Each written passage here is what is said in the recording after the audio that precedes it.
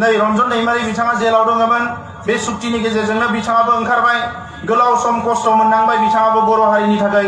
जेल जानांबाय बिथांखौ खावलायदों आरो लोगोसे जिखिना जोंनि बिदा फंबायफोर जेलाव दङ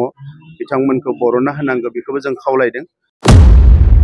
नि खामानिफोरखौ मावफुंनायनि जि गिदिर थांखि लानानै बेवहाय फैनाय जादों बेयो जाफुंसार जाबाय होननानै आं मिजिंथिदों। रेलि जागोन बेबायदि रेलिखौ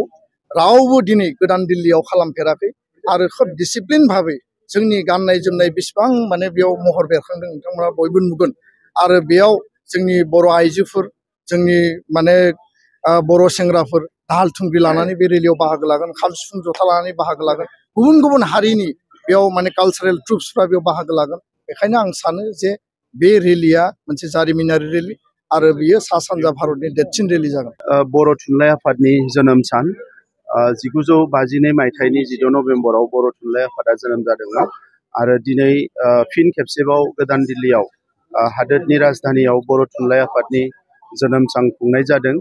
लोगोसे बड'लेण्ड महोत्सव खुंदों बेवहाय आङो बर' थुनलाइ आफादनि आथिखालनि आफादगिरि नेहाथारि गासैबो दैदेनगिरि बिथांमोननो गाहाम हामलायनाय बावहरदों आरो लोगोसे बर' थुनलाइ आफादखौ 1952 मायथाइयाव जोनोम होनाय बै समनि आफादगिरि नेहाथारि जि सनाराम थाउसेन आरो जयभद्र हागजेन बिथांमोननोबो आं गोसो गोरबोनि खुलुमनाय आरो सिबिनायखौ बावहरदों। गोलाव सम बर' हारिखौ जौगाहोनो थाखाय बर'नि राव थुनलाइखौ जौगाहोनो थाखाय बर' थुनलाइ आफादाव जाय बिथांमोना बिबान लालांबाय बिथांमोननिसिम आंनि खुलुमनायखौ आं बावहरदों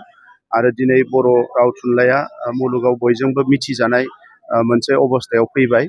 आरो फैबाय थानाय समाव आरोबाव जौगालांथों बेखौनो आङो हास्थायो आरो बर' रावनि मुङाव जाय बिथांमोना जिउ गारनांबाय बिथांमोननि फारसेबो आंनि खर' गंग्लाय खुलुमनायखौ आं बावहरदों। गुबैयै बे बड'लेण्ड महोत्सव जि खुंनाय जादों दुलाराय बर' फरायसा आफाद बर' थुनलाइ आफाद बर' हारिमु आफाद आरो गोबां आफादफोरनि नाजानायजों बियो जोबोद मोनसे जाफुंसार महर मोनदों होननानै आं बुंनो सानो मानोना मैया